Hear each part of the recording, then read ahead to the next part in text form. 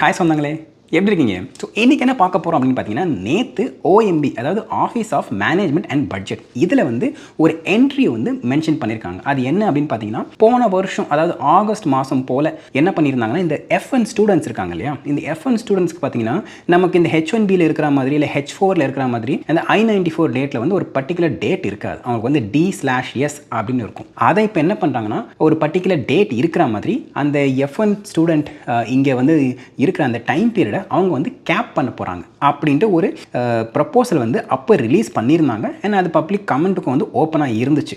அது என்ன பண்ணியிருக்காங்கன்னா, இப்போ வந்து அடுத்த ஸ்டேஜுக்கு மூவ் ஆயிருக்கு. அண்ட் இதை தான் வந்து நேற்று அந்த ஓஎம்பியில் வந்து ஒரு என்ட்ரி மட்டும்தான் இருக்குது. அண்ட் அது ஃபுல் டீட்டெயில்ஸ் இதில் இல்லை.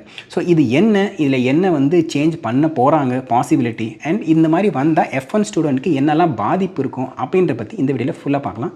வாங்க, நான் இந்த ஸ்க்ரீனில் காமிக்கிறேன் பாருங்கள். ஆக்சுவலாக இதில் ஒரு என்ட்ரி மட்டும்தான் இருக்குது ஓஎம்பியில். அந்த டேட்டு போட்டு அவங்க வந்து ஸ்டேஜ் அப்படின்னு பார்த்தீங்கன்னா ஃபைனல் ரூல் அப்படின்னு மென்ஷன் பண்ணியிருக்காங்க. விச் மீன்ஸ் தட் என்ன அப்படின்னு பார்த்தீங்கன்னா, இந்த ஆகஸ்ட்டில் பப்ளிஷ் பண்ணி அதுக்கப்புறம் கமெண்ட் வந்திருக்கும் இல்லையா, அந்த கமெண்ட் எல்லாம் இவங்க வந்து ஒன்று கோ த்ரூ பண்ணி அந்த கமெண்ட்டில் ஏதாவது வந்து ஒரு ஆக்ஷன் ஐட்டம் இருந்தால் அதை என்ன பண்ணுவாங்கன்னா, அந்த ஃபைனல் ரூலில் வந்து சேஞ்ச் பண்ணுறதா வந்து சேஞ்ச் பண்ணுவாங்க, இல்லை ஆட் பண்ணுறதா ஆட் பண்ணுவாங்க. அந்த மாதிரி ஏதாவது ஒன்று வந்து பண்ணி கடைசியாக வந்து இதுதான் ஃபைனல் ரூல் அப்படின்னு அப்ரூவலுக்கு ஓஎம்பிக்கு அனுப்புவாங்க. அனுப்பும்போது இங்கே வந்து ஒரு என்ட்ரி விழும். அந்த என்ட்ரி மட்டும்தான் இப்போதைக்கு விழுந்திருக்கு. அந்த ஃபைனல் டாக்குமெண்ட் இருக்கு இல்லையா, அது வந்து அவைலபிலிட்டி இல்லை. ஸோ இந்த சிச்சுவேஷனில் அதுதான் வந்து ஸ்டேட்டஸ். இது எப்போ அவைலபிள் ஆகும் அப்படின்னு பார்த்தீங்கன்னா, ஓஎம்பி அவங்க வந்து ஓகே எல்லாத்தையும் செக் பண்ணிட்டோம்ப்பா கரெக்டாக இருக்குது அப்படின்னு அவங்க அப்ரூவல் கொடுத்துட்டாங்கன்னா, அதுக்கப்புறம் அது வந்து ஃபைனல் ரூலாக ஃபெடரல் ரெஜிஸ்டரில் வந்து பப்ளிஷ் ஆகும். அப்போ தான் நமக்கு வந்து ஃபுல் ஃபைனல் டாக்குமெண்ட் வந்து கிடைக்கும். ஆனால் இப்போ அந்த முதல்ல ப்ரப்போஸ் பண்ணாங்க இல்லையா ஆகஸ்ட் மாதம், அப்போ ப்ரப்போஸ் பண்ணும்போது அந்த டாக்குமெண்ட் வந்து இன்னும் அவைலபிளாக தான் இருக்குது. அண்ட் முக்கால்வாசி கேசஸில் இது எப்படி இருக்கும்னு பார்த்தீங்கன்னா, அது ஃபஸ்ட்டு ப்ரப்போஸ் பண்ண உடனே அவங்க வந்து பெரிய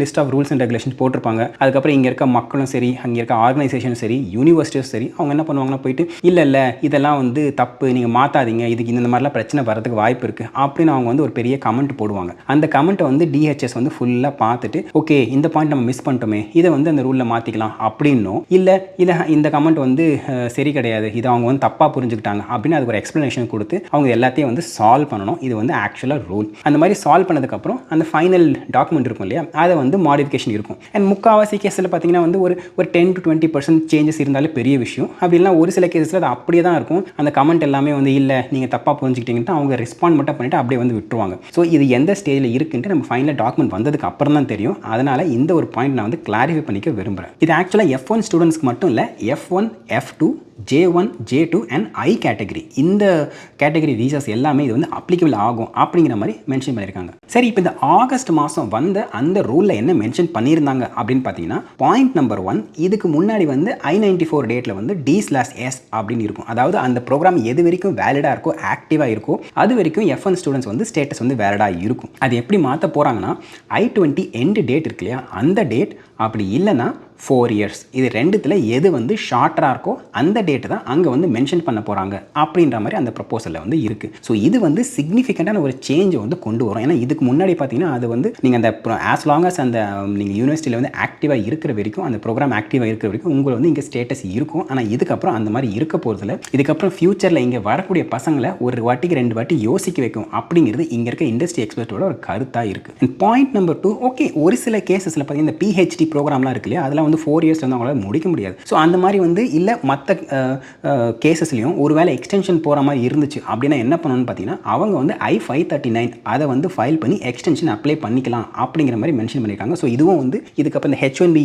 நம்ம வந்து எக்ஸ்டெண்ட் பண்ணுவோம் இல்லையா, அந்த மாதிரி இந்த F1 ஸ்டூடெண்ட் கேட்டகரிக்கும் இது வந்து வரப்போகுது அப்படிங்கிற மாதிரி தான் அந்த ப்ரப்போசலில் மென்ஷன் பண்ணியிருக்காங்க. அடுத்த தேர்ட் பாயிண்ட் என்ன அப்படின்னு பார்த்தீங்கன்னா, இப்போ ஒருவேளை யாராவது எக்ஸ்டெண்ட் பண்ணல அப்படின்னா அந்த 4 year முடியறதுக்குள்ளேயோ இல்லை அவங்களுக்கு எந்த டேட் அதில் மென்ஷன் பண்ணியிருக்கோ அதுக்குள்ளே அவங்க வந்து எக்ஸ்டெண்ட் பண்ணலை அப்படின்னா அதுக்கப்புறம் இருக்கிற எல்லா டேஸுமே அவங்க வந்து அன்லாஃபுல் ப்ரெசன்ஸ் அதை வந்து அட்ராக்ட் பண்ணுற மாதிரி ஆகிடும். அந்த மாதிரி அன்லாஃபுல் ப்ரெசன்ஸ் வந்துச்சுன்னா அதுக்கப்புறம் உங்களுக்கு தெரியும் எதர் 3 years பேன் இல்லை 10 years பேன் அப்படிங்கிற மாதிரி வந்து அந்த ஒரு க்ரைட்டீரியாக்குள்ளே அது வந்து போயிடும். அடுத்தது அந்த ப்ரோக்ராம் முடிஞ்சதுக்கப்புறம் கிரேஸ் பீரியட் வந்து 60 daysலேருந்து 30 days குறைக்கப்படும் அப்படிங்கிற மாதிரி மென்ஷன் பண்ணியிருக்காங்க. அதே மாதிரி அண்டர் கிராட் வந்து ஃபஸ்ட் இயரில் அவங்க ப்ரோக்ராமோ இல்லை ஸ்கூலோ வந்து மாற்ற முடியாது அப்படிங்கிற மாதிரி மென்ஷன் பண்ணியிருக்காங்க. இதுக்கு மாற்றணும் அப்படின்னா செவிஸ்லேருந்து அவங்களுக்கு எக்ஸப்ஷன் இருந்தால் மட்டும் தான் மாற்றிக்கலாம் அப்படிங்கிற மாதிரி மென்ஷன் பண்ணியிருக்காங்க. ஸோ இதுவும் வந்து இந்த ஒரு சேஞ்சஸ். ஸோ இதெல்லாமே பார்த்தீங்கன்னா ஆகஸ்ட் மாதம் ப்ரப்போசலில் வந்த சேஞ்சஸ் என்ன மாற்றிருக்காங்க அப்படின்னு நமக்கு தெரியல. அது ஃபுல்லாக வந்ததுக்கப்புறம் தான் இந்த பாயிண்ட் எல்லாம் அப்படியே இருக்கா, இல்லை இதில் சேஞ்சஸ் இருக்கா, இல்லை இன்னும் ஆட் பண்ணியிருக்காங்களா அப்படின்னு நமக்கு தெரிய வரும். சரி, அப்போ ஏற்கனவே இருக்கிறவங்களுக்கு என்ன ஆகும் அப்படின்னு பார்த்தீங்கன்னா,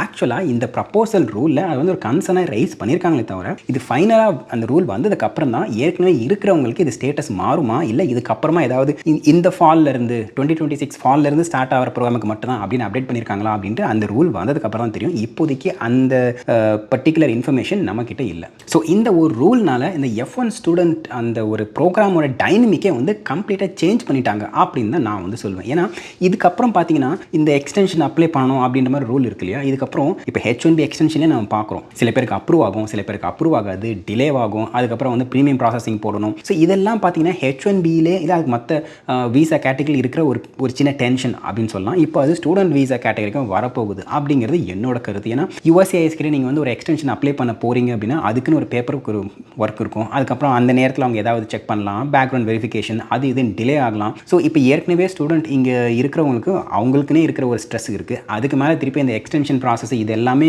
ஆட் ஆகும்போது அது எப்படி வந்து ஒரு பீஸ்ஃபுல்லாக அவங்க வந்து படிக்கிறதுக்கு ஹெல்ப் பண்ணும் அப்படின்னு தெரியல. அது மட்டும் இல்லாமல் இதுக்கப்புறம் வந்து திருப்பியும் அவங்க வந்து அட்டார்னி கிட்ட வந்து டிபெண்ட் பண்ணியிருக்கிற மாதிரி இருக்கும். அதுக்கப்புறம் நீங்கள் எக்ஸ்டென்ஷன் ஃபைல் பண்ண போகும்போது அட்டார்னி ஃபீஸு அது இதுன்னு சொல்லிட்டு அது வேறு ஒரு எக்ஸ்ட்ரா செலவு வேறு இருக்கும். இதை அவங்க எப்படி ஹேண்டில் பண்ண போகிறாங்க அப்படின்றது இன்னொரு பேர்டனாக அவங்களுக்கு வந்து ஆட் ஆகும். இதெல்லாமே வந்து இதுக்கப்புறம் இருக்க போகுது. அதுவும் இல்லாமல் எஸ்பெஷலி PhD ஸ்டூடெண்ட்ஸ்லாம் பார்த்தீங்கன்னா அவங்க ப்ரோக்ராம்ஸ்லாம் வந்து 5 years 6 years ஒரு சில பேர் அதுக்கு மேலே கூட எடுத்துப்பாங்க. ஸோ இப்படி அந்த மாதிரி இருக்கும்போது வந்து ஒரு 1-2 எக்ஸ்டென்ஷன் நடுவில் வரா மாதிரி இருக்கும். அப்போ நீங்கள் வந்து ஒரு 6-7 years ஒரு ரிசர்ச் பண்ணிட்டு இருக்கீங்க PhDயில், நீங்கள் வந்து ஒரு எக்ஸ்டென்ஷன் பண்ணும்போது ரெண்டாவது எக்ஸ்டென்ஷன் வந்து உங்களுக்கு அப்ரூவ் பண்ணல, ஏதோ ஒரு விஷயத்தில் அப்ரூவ் பண்ணல, இல்லை நீங்களே ஏதோ சம்திங் ஒரு சின்ன ஒரு விஷயத்தில் மாட்டிக்கிட்டீங்க, சின்ன ஏதாவது பிரச்சனை இருக்குது அப்படின்னு வச்சுக்கோங்களேன். அந்த மாதிரி விஷயத்தில் என்ன ஆகும்னா உங்களுக்கு வந்து அந்த ஃபுல் ஒரு 6 to 7 years அவங்களோட அந்த கேரியரே வந்து ரிஸ்க் ஆகிற சூழ்நிலை இருக்கும். ஏற்கனவே எல்லாருமே வந்து ரூல்ஸை வந்து கரெக்டாக தான் ஃபாலோ பண்ணிட்டு இருக்காங்க. ஆனால் இன்அட்வர்டண்ட்டாக ஏதாவது ஒரு சின்ன மிஸ்டேக் ஆகிடுச்சுன்னா கூட உங்களோட என்டையர் அந்த கேரியரே வந்து ஸ்டாப் ஆகிற மாதிரி சுச்சுவேஷன் கூட வரதுக்கு வாய்ப்பு இருக்குது. அதனால் இது இன்னும் வந்து கொஞ்சம் ஸ்ட்ரெஸ்ஸை ஆட் பண்ணும் அப்படிங்கிறது தான் இங்கே இருக்கிற இண்டஸ்ட்ரி எக்ஸ்பர்ட்ஸ் அண்ட் என்னோட கருத்தாகவும் இருக்குது. ஸோ இது எல்லாமே அந்த ஃபைனல் ரூலில் என்ன இருக்குது அப்படிங்கிறத வச்சு நம்ம வந்து கன்க்ளூட் பண்ண முடியும். அது என்ன ஆகுது அப்படின்னு தெரியல. அண்ட் இப்போ இருக்க அந்த டைம் லைனை பார்க்கும்போது மேபி இன்னும் ஒரு